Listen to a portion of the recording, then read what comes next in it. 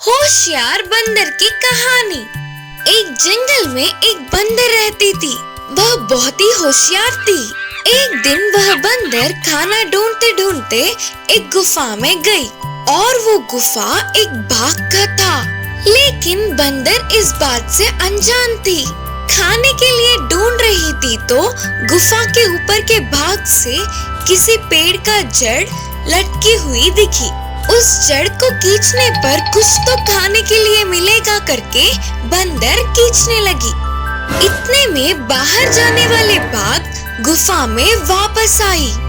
बंदर को देखते ही उसके मुंह में पानी आ गए। अरे वाह, आज तो दावत का भोजन मिलेगा। बोलते हुए उस बंदर पर कूदने जा रहा था।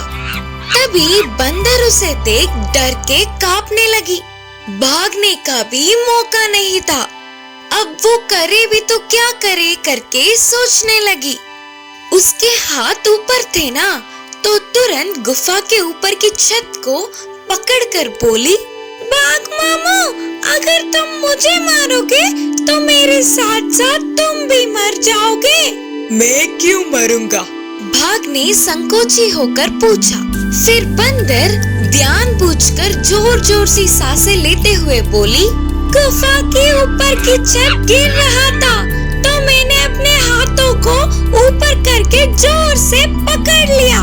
मेरे हाथों को निकालते ही ऊपर की छत गिर जाएगी। जल्दी से तुम भी पकड़ो, पहले ही मेरे हाथ बहुत दुख रहे हैं। तुरंत भाग डर के झट से उसने भी ऊपर की छत को पकड़ लिया। बंदर ने थोड़ी देर के बाद कहा, मैं बाहर जाकर कोई बड़ा जानवर दिखेगा तो उसे अंदर भेजूंगी। थोड़ी देर के लिए ऐसे ही जोर से पकड़ना। बोलते हुए बाहर गई बंदर।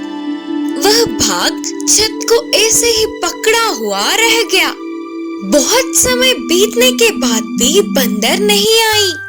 ऐसे भाग के हाथ दुखने लगे तो वो कोई बचाव करके जोर से गरजने लगा। बाघ की आवाज सुनने वाली एक लोमड़ी धीरे से गुफा में आकर पूछी, क्यों, क्या हुआ बाघ मामू? क्यों ऐसे गुफा के ऊपर के छत को पकड़े हो? बाघ ने पूरी बात का विवरण किया। तब लोमड़ी ने हंसते हुए कहा, पत्थर से बना हुआ गुफा कहीं गिरता है क्या? ये तो तुम्हारी मूर्खता है। वह बंदर तो बहुत ही होशियार है, तुम्हें धोखा देकर कब की भाग गई। उसके बातों को सुनकर भाग, वह बंदर तो बहुत चालू है, सोचकर आश्चर्य हो गया। टोकरी में चिड़िया। एक गांव में सोमैया नामक एक मक्कों का व्यापारी रहता था। सबसे ज्यादा वही बुद्धिमान है करके सोचता था। उसके नीचे काम करने वाले नौकरों पर उसकी बुद्धि का प्रयोग करते हुए मजाक करता था।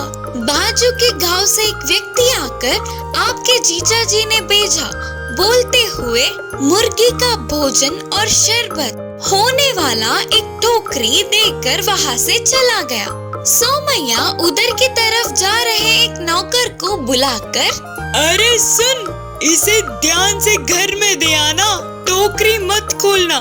इसमें एक चिड़िया और बोतल भर का जहर है। अगर चिड़िया उड़ गई तो फिर तकलीफ होगी, बोला सोमैया। वह नौकर टोकरी को सिर पर रखकर जाते ही सोमैया ने बाकी के लोगों से जोर से हंसते हुए कहा, हाँ, ऐसे बोले तो वो कभी भी टोकरी नहीं खोलेगा। कैसी थी मेरी बुद्धि। टोकरी लेकर जाने वाला नौकर उससे भी बहुत बुद्धिमान था। मालिक ने ऐसा कहा मतलब उसमें कुछ नहीं होगा करके समझ गया। रास्ते में एक पेड़ के पास रुककर टोकरी को खोलकर देखा तो उसमें मुर्गी का भोजन था। बहुत स्वादिष्ट था और साथ ही एक बोतल शरबत से मुंह में पानी आ गए। तो बस जल्दी से उसने भोजन को खाकर उस शरबत के बोतल को खाली कर दिया और आराम से सो गया। खेत में काम पूरा करके घर लौटने वाले सोमैया को टोकरी घर नहीं पहुंची करके पता चला। नौकर पे गुस्सा होकर उसे ढूंढने चला गया। रास्ते के बीच एक पेड़ के नीचे वह नौकर खराटे लेता हुआ दिखा। उसके पास जाकर सोमैया जोर से चिल्लाया, अरे ओ उठ, टोकरी कहाँ है? उठ रे उठ। उन चीखों से झट से उठने वाला नौकर मासूम होकर बोला, गलती हो गई मालिक, टोकरी में चिड़िया उड़ जाएगी सोचकर ध्यान से ले जा रहा था, लेकिन पैर पे पत्थर लग गई और मैं गिर गया। उससे टोकरी खुल गई और चिड़िया उड़ गया। आपके डर से मैंने मरने के लिए उस बोतल का जहर पी लिया, पर फिर भी नहीं मरा, पता नहीं कैसे।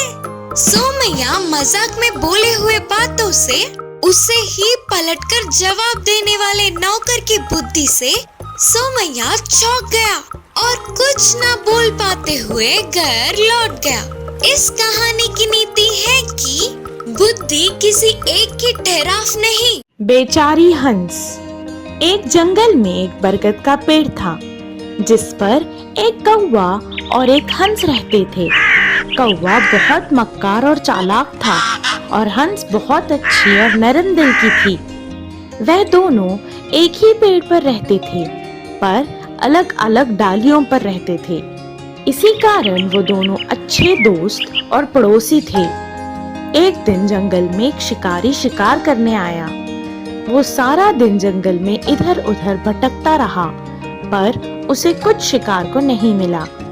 जब नाउम्मीद होकर वो घर वापस जाने लगा, तभी उसकी नजर बरगद के पेड़ पर पड़ी। थका हुआ होने के कारण वह बरगद के पेड़ के नीचे थोड़ी देर आराम करने बैठ गया। थकावट की वजह से कुछ ही देर में वो सो गया। उस दिन बहुत तेज धूप होने के कारण हवा नहीं चल रही थी और गर्मी से वो बेचैन होने लगा। जब हंस ने ये देखा तो वो नीचे आई और अपने पंखों से उसे हवा करने लगी। ये सब देखकर मक्कार कौवा भी वहाँ आ गया और जोर जोर से हंसकर कहने लगा, तुम पागल हो गई हो क्या? तुम्हें पता भी है तुम क्या कर रही हो? वो एक शिकारी है, जैसे ही वो उठेगा वो तुम्हें मार देगा। कौवा गुस्से में उसके ऊपर बैठकर गंदगी करने लगा और जब वो वापस उड़ रहा था तो उड़ते उड़ते उसके सर पर जोर से मारकर उड़ गया, जिससे वो जाग गया और गुस्से में देखने लगा। पर कौवा वहाँ से 9-2-11 हो गया था। बेचारी हंस वहीं पर बैठी थी। जैसे ही शिकारी की नजर हंस पर पड़ी, वो सोचने लगा कि ये सब हंस की शैतानी ही है। गुस्से में हंस का शिकार करने के लिए उसके ऊपर तीर चलाने लगा। तीर लगते ही हंस बेचारी मर गई। मरी हुई हंस को लेकर वो वापस अपने घर चला गया। इस कहानी से हमें ये शिक्षा मिलती है कि मक्कार लोगों से बचकर रहना चाहिए। बेकार का साधन। एक जंगल में एक खरगोश रहती थी।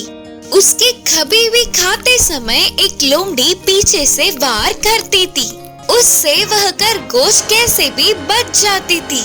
खरगोश अब उस लोमड़ी को नहीं सह पाते हुए सोच में पड़ गई। एक दिन खरगोश हाथी के पास जाकर बोली, भैया आप दांत अच्छे से बांधते हो सुना है, मुझे अच्छे 2 दांत बांध दो। खरगोश के दांतों की जांच करके हाथी ने कहा, तुम्हारे सभी दांत अच्छे ही है ना? अच्छे नहीं है करके नहीं, मुझे और भी लंबे शेर के दांतों की तरह चाहिए। खरगोश ने कहा। फिर हाथी ने पूछा, किस लिए? लोमड़ी को डराने के लिए। मैं उसे नहीं सह पा रही हूँ। उसे देखने पर मुझे भागना पड़ रहा है। आगे से वही मुझे देखकर भागेगी। उस पर हाथी खूब हंसकर खरगोश को 2 बड़े डरावने दांतों बनवा दिया। खरगोश अपने आप को शीशे में देखकर बोली, अद्भुत, अब देखती हूँ उस लोमड़ी को। बोलकर उस लोमड़ी को ढूंढते हुए गई। उसके थोड़ी दूर जाते ही पेड़ों के बीच लोमड़ी दिखी। खरगोश लोमड़ी को देखते ही हर बार की तरह डर के भागने लगी और उसके चंगुल से भाग गई। फिर से हाथी के पास आकर बोली, भैया इन दांतों को निकालकर उनसे डरावने दांतों को लगा सकते हो क्या? उन्हें देखते ही लोमड़ी भाग जाना चाहिए। बोलकर खरगोश पूछती है। उस पर हाथी फिर से हंसकर बोली, बदलना तुम्हारे दांत नहीं बल्कि तुम्हारे दिल का डर। उसे हटाकर मजबूत दिल रखना पड़ेगा, तब तक तुम्हारी समस्या नहीं सुलझेगी। हाथी ने कहा। उससे वह कुछ न कर पाते हुए वह डरपोक खरगोश वापस चली गई। इस कहानी की नीति है कि चाहे डरपोक कुछ भी कर ले, शक्तिमान इंसान के सामने कुछ नहीं कर पाया।